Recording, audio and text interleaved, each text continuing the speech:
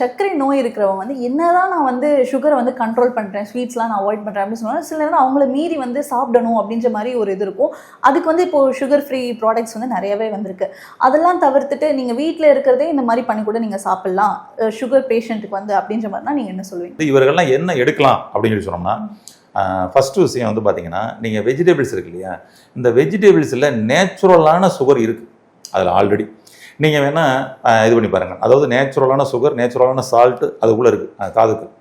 சுடுதண்ணியில் ஒரு கேரட் இருக்கு இல்லையா, கேரட்டை தூக்கி சுடுதண்ணியில் போட்டுருங்க. அதில் வேறு எதுவுமே மிக்ஸ் பண்ணாங்க, நல்லா கொதிக்க வைங்க. கொதிக்க வச்சுட்டு அது நல்ல வெந்துருமா, அப்படியே வந்து எடுத்து ஒரு கேரட் எடுத்து சாப்பிட்டு பாருங்கள். சப்புன்னு இருக்கும். கேட்டிங்களா? ஒரு டேஸ்ட் இருக்காது, ரொம்ப சப்புன்னு இருக்கும். நீங்கள் வந்து சுடுதண்ணியில் மட்டும்தான் கொதிக்க வச்சுருக்கிறீங்க.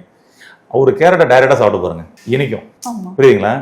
கேரட்டில் இருக்கக்கூடிய அந்த உண்மைத்தன்மை, அதனுடைய தாதுக்கள், அதனுடைய சத்துக்கள், அதனுடைய டேஸ்ட்டு, அதாவது இந்த சால்ட்டு சுகர் எல்லாம் நேச்சுரலாக இருக்குது. அதை நீங்கள் டைரெக்டாக சாப்பிட்டீங்கன்னா அது போதும் உங்கள் உடம்புக்கு தேவையான குளுக்கோஸை சுகரை கொடுக்கறதுக்கு. சரிங்களா?